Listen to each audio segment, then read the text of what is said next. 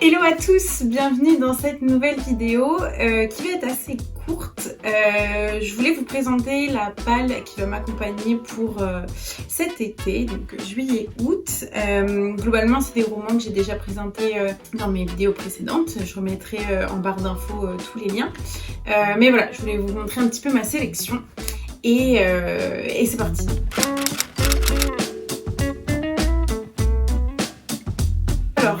Comme d'habitude, si vous commencez un peu à regarder les vidéos que j'ai faites, vous savez que je lis un peu de tout, donc cette sélection va être, voilà, il va y avoir un peu de tout, il va y avoir de la fantasy, de l'essai, de la science-fiction, etc., etc., etc.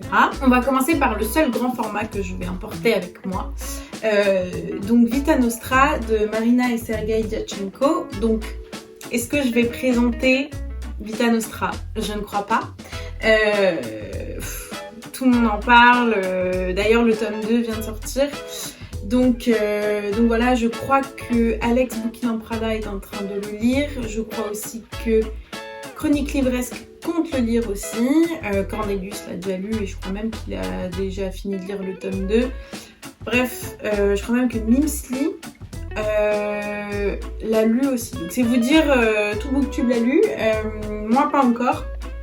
Donc j'ai très hâte de le découvrir, j'ai des expectations qui sont là, donc ça me fait un petit peu peur parce que j'aime pas trop quand j'en attends beaucoup d'un bouquin, en général je suis déçue, donc voilà, il me fait un peu peur presque de me dire est-ce que je vais être déçue ou pas, enfin bref, donc j'embarquerai Vita Nostra, peut-être pas là tout de suite parce que c'est quand même un gros livre et là où je vais partir en juillet, il me faudra quand même un peu de place dans mes bagages, donc peut-être que je lirai ça plutôt en août. Ensuite, on va partir sur un livre que j'ai pas encore présenté.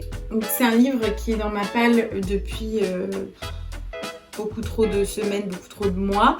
Je crois même, ouais, je pense que je l'ai acheté au premier confinement, donc c'est vous dire.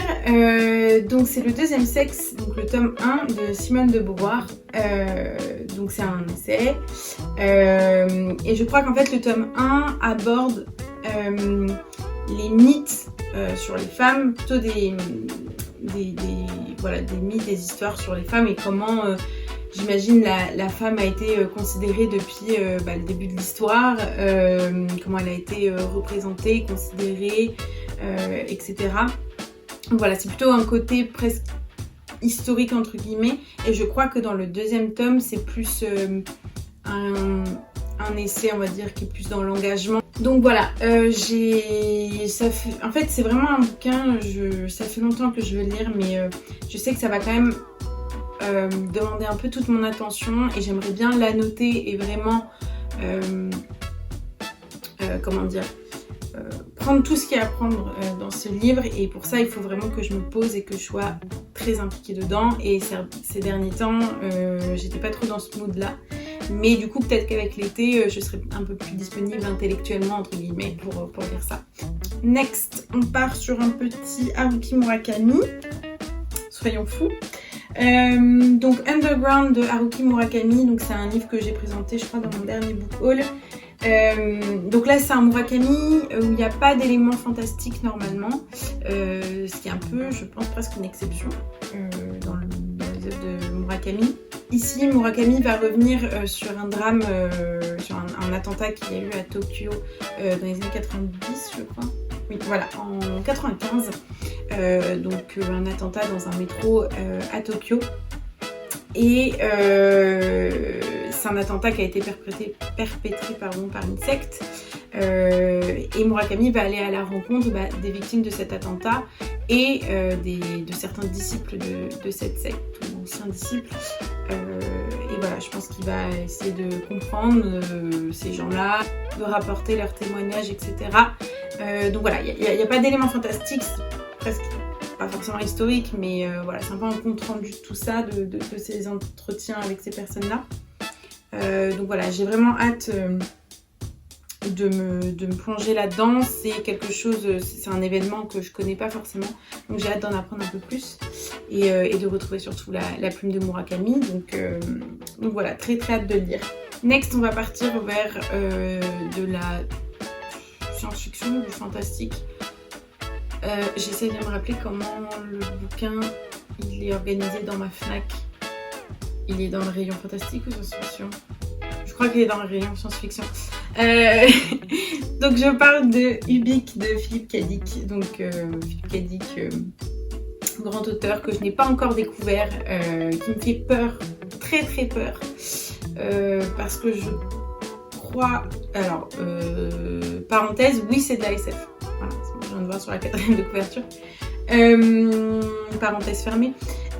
Donc oui, Philippe Cadic il me fait un peu peur parce que j'ai cru comprendre que ses œuvres c'est souvent un peu tourné, je crois un peu, enfin c'est pas absurde mais c'est un peu perché quoi. Et ça me fait peur parce que moi ça passe ou ça casse les trucs un peu perchés. Donc voilà, mais j'ai envie de découvrir cet auteur. Ça fait partie un peu de mes objectifs. Bah voilà, de découvrir des auteurs qui incarnent des genres littéraires. Et je pense que Philippe Cadic incarne bien la SF.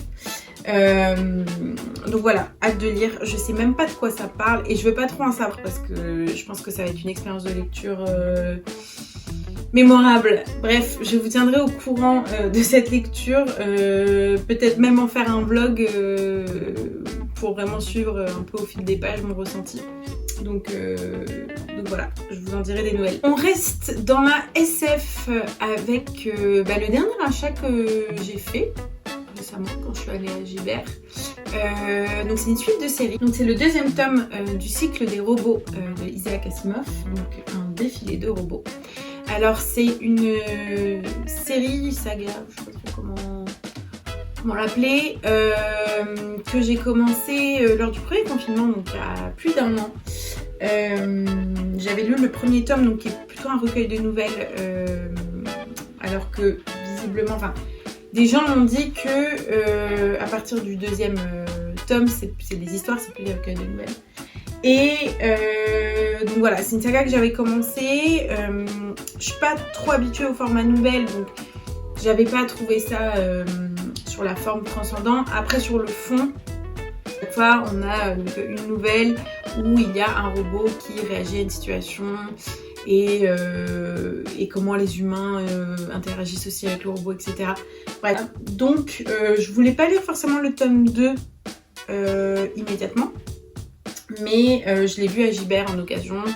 Et je me suis dit que ça serait bien de continuer. En plus c'est super court, je crois que c'est moins de 300 pages, ouais 250 pages. Donc ça se lira vite. Et puis j'ai hâte de voir le format histoire et... format roman et pas le format nouvelle, peut-être que ça me plaira plus. Et on repart avec du thriller ou polar, ou je sais pas comment on pourrait le classer. Puzzle de Franck Tillet. Franck Tillet étant un auteur que j'ai lu énormément il y a 3 ans, je crois, 3-4 ans. J'ai enchaîné tous ses bouquins parce que je les lis en ordre chronologique. C'est un one-shot, ça fait pas partie de ses trilogies. Donc j'en ai parlé dans un book haul. Bref, c'est un thriller un peu à huis clos où 2 personnages vont participer à un jeu. En gros, on leur dit que tout ce qui va leur arriver n'est qu'un jeu. Et puis après, on leur dit, une fois que le jeu est terminé, est commencé, pardon, et que l'un d'entre eux va mourir. Donc, bonne ambiance. Hâte de me replonger dans un Franck Tillet, c'est un auteur que j'affectionne particulièrement. Alors, plus que 2 romans dans cette sélection de pales pour l'été. Donc, c'est des romans que j'ai déjà présentés, donc je vais aller assez rapidement dessus. On a tout d'abord La Maison hantée de Shirley Jackson. Roman qui a servi de base pour la série de Netflix The Haunting of Hill House. Série que j'ai adorée mais qui m'a fait flipper, mais vous imaginez pas à quel point. Si vous pouvez savoir à quel point, si vous allez voir mon call où j'en parle. Mais bref, donc je pense que c'est du fantastique. Et voilà, un petit truc qui va faire flipper, donc hâte de le lire. Et last but not least, Manèche de Stéphane Plateau, donc le premier tome du Sentier des Astres. Donc c'est un roman que j'avais acheté dans le cadre du mois de la fantaisie. Nous n'allons pas parler du mois de la fantaisie parce que d'ailleurs je pense que j'ai pas fait de bilan et je vais pas en faire parce que je n'ai lu qu'un roman mais qui faisait plus de 900 pages.